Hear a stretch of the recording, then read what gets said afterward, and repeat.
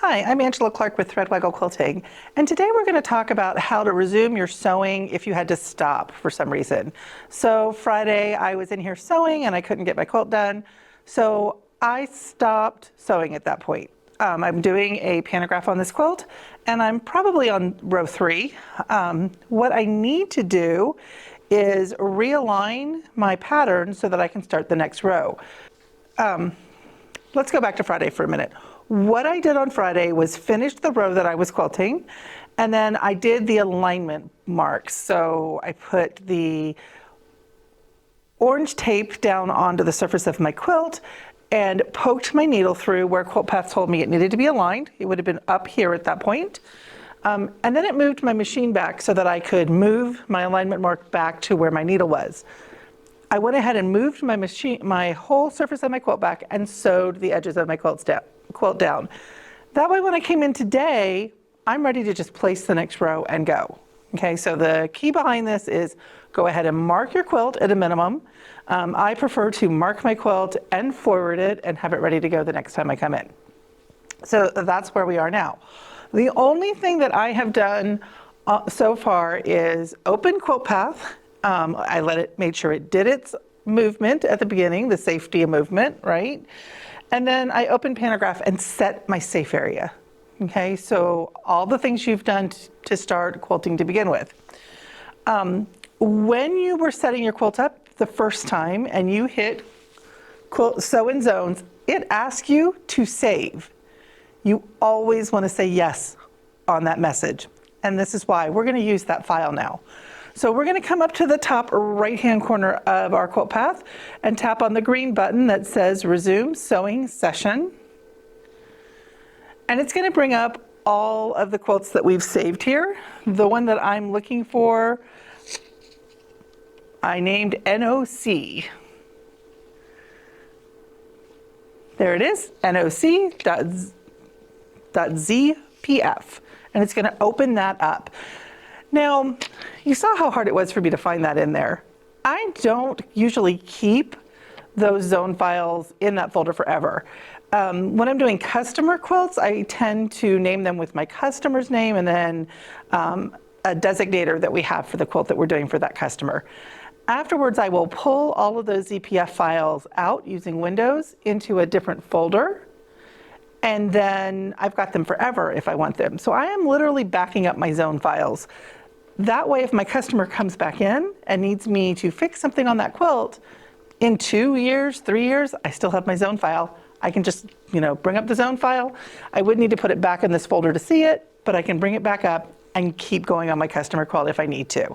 And that would be like, say, the dog ate part of the quilt and she needed to have it requilted because she had to repiece part of it, right? So I'm not thinking of failure in the quilting itself, although that could happen as well. Okay, so now that I'm in the zone file, I need to move down to my first full zone. This particular quilt, all the zones are the same, so it doesn't really matter if I move down to the second, third, fourth zone. I just want to be not on the very top zone, not on the very bottom zone. And I am going to do that by increasing the number of my zones. So I'm just going to go down one number.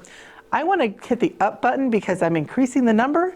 But really what I want to do is visually move it down the quilt. Okay, so it will change to number 2 when you hit the down button.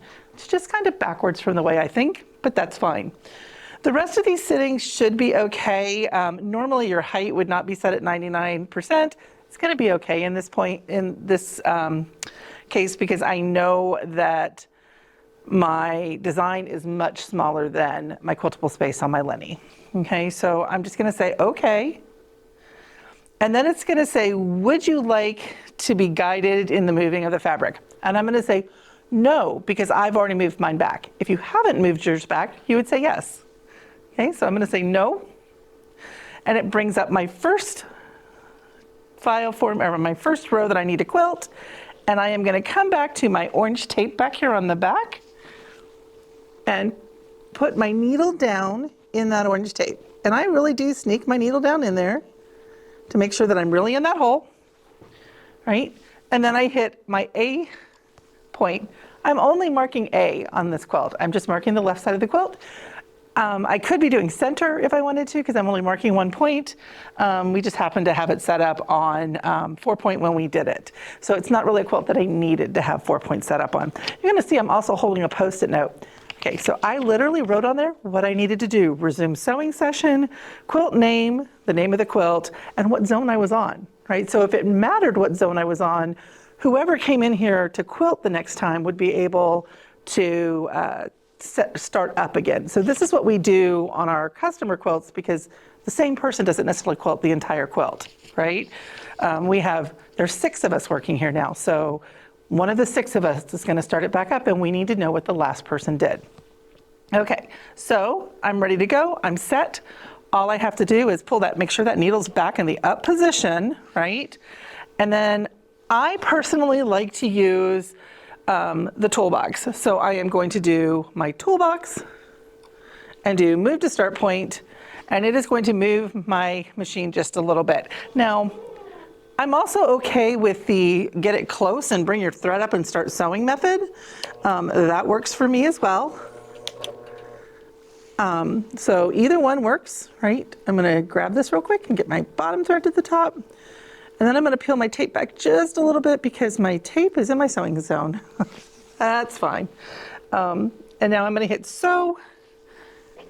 And guys, I'm sewing again. It really is that easy. You guys have a great day.